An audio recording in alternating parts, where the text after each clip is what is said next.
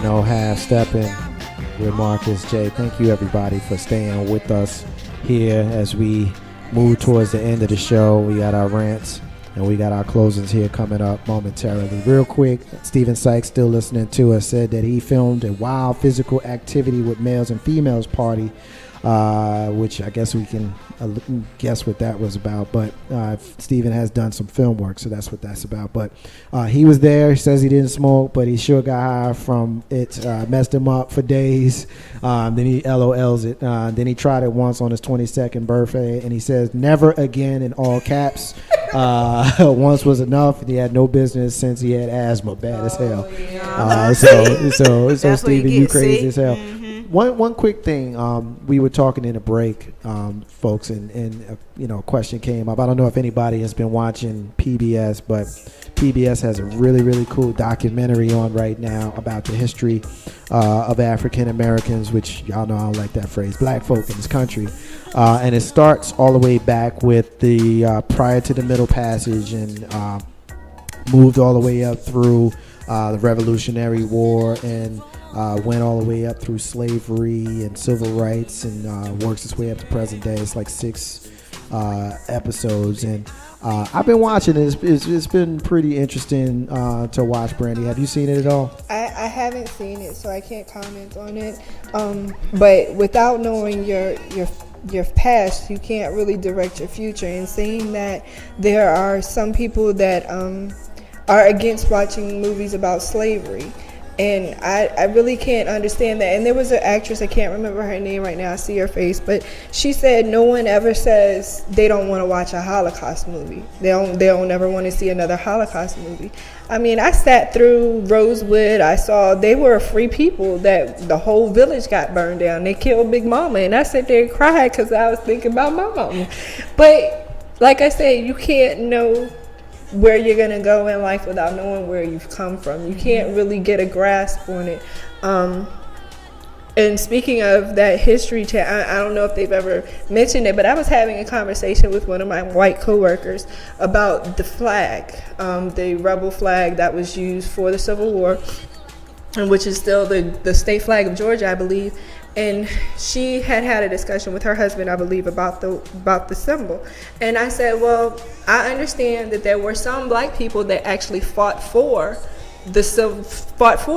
They fought for slavery. Mm-hmm. Don't know their reasoning exactly. I remember hearing the story. So there are some black people that walk around with the rebel flag. Not that it's Georgia, just they have pride for being from the South. But on the other hand, there are some people that look at that flag and see it, that it was waving somewhere near someone that was lynched. Right. So it has become a stigma. And I tried to explain it to her because she said her husband says, well, it's not a bad symbol. But I said, think of the Nazi symbol. I don't think that was... At first, when it came out, it was more of a political type thing before people started getting killed. So the same way that Jews look at that Nazi symbol is the same way that we look at that rebel flag. Yeah, and it's crazy sometimes when, you get people in other cultures that'll tell you when it's time for you to stop being pissed about something. And again, you never really run into that with the Holocaust. And, I'm not going to sit here and compare tragedies. The Holocaust was worse than slavery. Slavery was worse than the Holocaust. They were both messed up. But I think that it's unfortunate that, we can look to the Holocaust and realize how bad that was and show a level of respect that's unparalleled. But we as black people are told by some, not all, that we need to get over slavery. And you have people like Sarah Palin who goes on television and compares slavery with the deficit, and when she's questioned about it, she's like, what's the problem? Why y'all tripping? Now, those are my words, but that's the spirit of what she said, and it's just, it's one of those things where I've kind of grown out of, having my feelings hurt by that kind of stuff, because I realized that, even though we're 50 years after the assassination of the president and 49 years after the Civil Rights Bill and things of that sort, Jim Crow's still here. Yes. The only difference is Jim Crow's son is running things. His name is James Crow Esquire Jr. You know what I mean? And for those people who have issues with that, just look at how instead of wearing white sheets, you know, a lot of these Klans members are wearing black robes and blue uniforms. And so just kind of keep that in mind. I'm not saying that all judges and all police are bad, but those who don't have the interests of minorities in this country, you know, their best interests at hand, this is how they're pursuing their interests, Brandy. I was gonna say some of them have black skin too, so yeah, because you know, just because you know you look like me don't make you my brother. But I tell you, I got a lot of brothers, you know, that ain't a brother. And that's real talk. And I mean, I know for a fact there's at least a couple of them that's listening right now. I got white brothers and sisters that hold me down so much better and stronger than black brothers and sisters. So for me, anybody that knows me, you know, I speak with strong rhetoric, you know, because I'm supportive of folks that look like me. And I think that it's important that we all do that, because I think every culture should. And I think most cultures do. I think that we don't do that as much as we should. But I also think that we're a human race before anything else. And I think it's important that we treat everybody appropriately. And the unfortunate thing is too many people don't do what I just suggested that we all do. And that's which is watch the PBS special about African American or black folks' history. Right. So many people were against Quentin Tarantino and the whole Django movie, but yet they won't go and watch a movie made by anybody about slavery. Yeah. I mean, I heard a guy on the radio the other day. He had gone to see, as a black dude, he called into the Black Eco Joe Madison, and he had gone to see the movie, and he just, you know, I haven't seen it yet, just in the interest of full disclosure. I haven't seen it. I do expect to see it. I talked to Kate up today, and he told me that it was powerful, and it was over. He sat in his chair for 10 minutes and couldn't move. This is what he told me. This is Kate up, and this is somebody who, you know, I've known for a long time, so to have him affected that way, you know, was touching to me. But, you know, I'll just make this last point, and we'll get out of here. Basically, it's a black dude that said that at the end of the movie, a white person came up to him, and I'm paraphrasing what the guy said, but apparently the guy was like, dude, you know, this is bad. I'm sorry. What's it like to be a black person in this country after having seen that? And he said that the guy asked the question in a very fair, appropriate way. There was no disrespect in the way he asked the question, but he was so happy to have someone come to him and give him an opportunity to speak, because very often, you know, it's our opinion as a black community that white folk don't want to listen to us talk about how pissed we are about stuff. You know, they want us to sweep it under the rug and see how great, and that's air quotes, the world is now. Let us all move on together. And a lot of that is called white guilt. And what he basically said was, you know, as long as you, and the black guy talked to the white guy, as long as you understand what went on in this movie, understand why some of us are still angry, you take a piece of this home and you change something that you may be doing that is the next generation of that, then I'm fine. And I just thought that was a very, very, very powerful and moving statement from a black man to a white man in this country. And the challenge would definitely be for him to go back and do it. Yeah. It would be. I mean, and not do it because you feel bad, right, or that you're trying to make up for anything. You know it's just right. Exactly. Because it's the right thing to do. And you know how Steppin with Marcus. All right, I'm going to get to my thank yous here in a few minutes, but I want to give Brandy an opportunity to say hers. If you got a rant, if you got anything, you know, we usually see you about once a month, and so, you know, the listeners be so happy to hear from you, and we be so glad to see you. You know, I like embarrassing her, absolutely. So what you got, sis? There was something else that I was going to say, and I cannot remember right now. But as usual, thank you for having me, giving me the opportunity to speak my mind freely, and I'm not viewed any kind of way. Chris, what was I going to say? It was something still along the lines of the whole racism and no. I have a friend that is working now in Williamsburg, and of course, being an actor, he is portraying, what do you think, in Williamsburg? Oh, yes, like a slave. He is portraying a slave, and he has told me stories about people that come up to him now and crack jokes like it's funny. But he's done a lot of work dealing with slavery and doing tours and things like this. So he's used to it. But to hear these stories and see how ignorant people are still, why even go to this place if this is how you're going to act? It's just, but anyway, that's the world we live in, unfortunately. Like I said, thank you for having me. Thank you to those who have listened. And my name is Blessed, and I'm out. You know, it's funny. It's funny that you mentioned that. I'm not gonna steal your thunder, that's why. But it's funny that you mentioned that because you got all of these stories about these people in blackface and all of that kind of stuff, and we still live in a world where, you know, some people don't get that it's not cool to dress in blackface. I saw a story about a Georgia sheriff. He's a sheriff now, and on Halloween he dressed up in blackface in prison uniform and went as an inmate. He's the sheriff. He couldn't have just been a white inmate. He had to be in blackface, yeah, and he didn't understand. You know, and when they went through his record was impeccable. His record was fair. He had more citations against white people by an alarming number than black people, which, well, not alarming number. The number was consistent with the demographics. So by most accounts, this was a fair man, a fair sheriff. But this fair sheriff didn't understand that on Halloween, it's not cool to go in blackface. So, you know, I just wanted to put that out there. Ain't no how Steppin Marcus. J, SY, it's time for you, my sister, to go in and say your final words. I don't know if you have a rant or a closing or anything like that. But if you do, it's your time, girl. What you got? Normal stuff, you know. Thank you to all the listeners. Because, again, if you weren't listening, we wouldn't be talking. And it's nice to see you again, Blessed. It's so nice to see you. I'm so glad you made it through. And do not drive next time. I know. I got a spanking from Melissa when she left. And I'm glad to see Marcus in good spirits with his tinted glasses. You know, it's funny that tinted glasses story has definitely gained some weight. You were here that I night. was here, and you had on different glasses, and I had on clear glasses. Actually, it was a mild tint, but you'll never see couldn't me see it. You'll never see me without some kind of tint. But the tint was light, and you said that my it mood did was something off. to you, yeah, man. You're gonna have to get you a mood ring.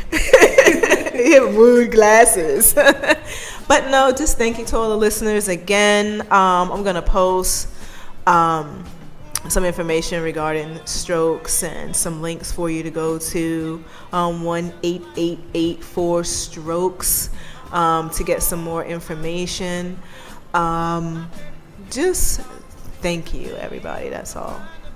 Just cool beans. Ain't no high stepping with Marcus JSY.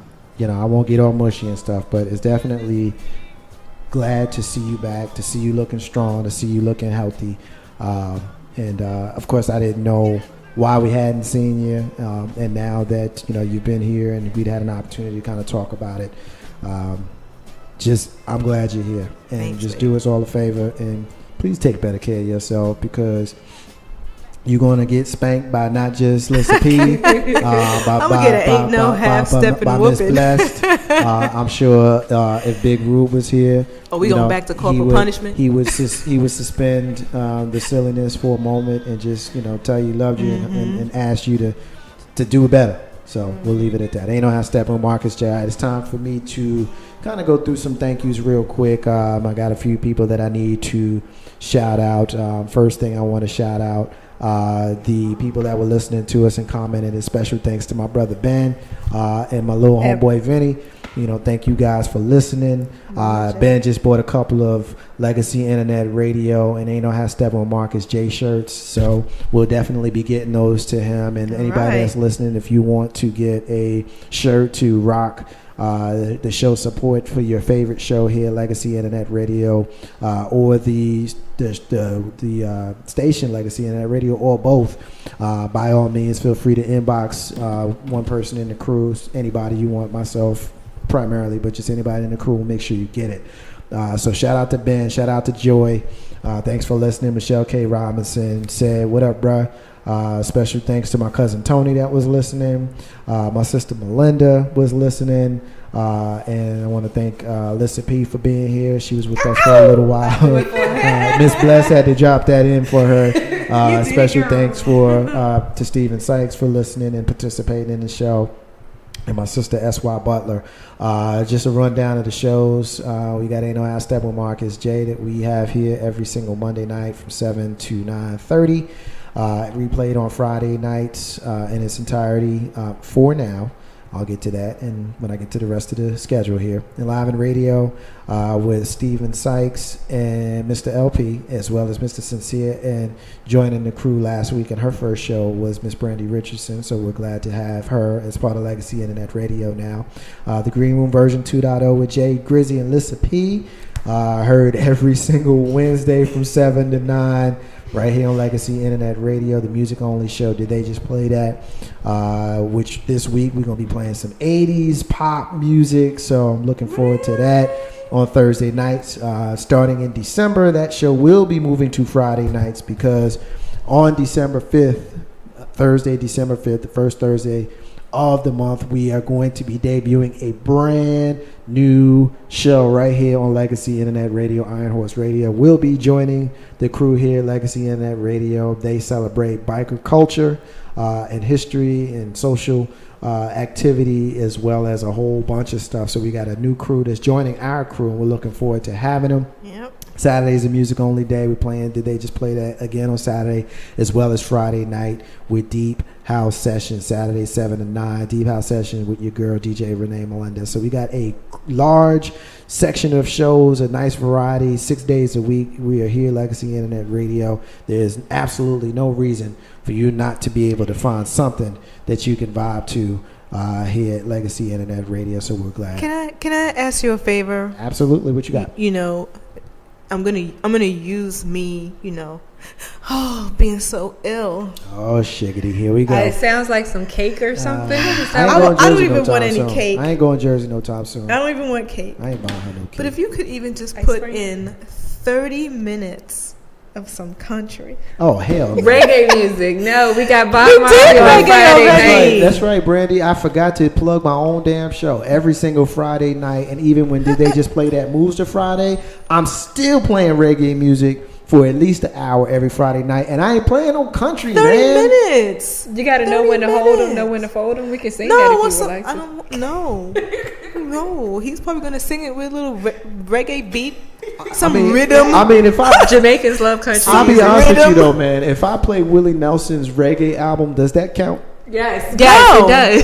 Have you heard it? No, I It's don't not want to bad hear at Willie all. Nelson. Huh? I don't want to hear Willie I Nelson. love Willie Nelson. Like the only Okay, dude so in you can country add him music to that the I can half ever an hour. play. You can add him to the half an hour. Willie Nelson smoke weed. Shania Just a little Twain. half an hour. Willie smoke weed, Yeah, Brady. yeah, he does. And he inhaled. Yeah. So can we please? I can't promise that, man. I really can't. I can't promise that you will ever hear country music. Give him a playlist maybe one day. He probably won't even want to listen to find out what the songs are on the playlist. I believe he's open-minded. I am enough to do it. open-minded. If he was open-minded, he would have said, yes, I I'll tell give you you what. 30 I minutes. tell you what. I tell you what. I make a deal with you. Okay. I make a deal with you. We will pull out a calendar. Okay? Mm-hmm. We'll pull out a calendar, and in December on a Friday night for 30 minutes, I will play reggae music. I'm See wearing the you smile on down. her face. I'm wearing you down, but the reggae gotta stop. No. No reggae? I already play reggae. All right, I will consider it. Before I said hell no. Now I'll at least consider it. Do I get something out of the consideration? Something. Damn. What Exactly. the hell That was that crickets. face? I don't know.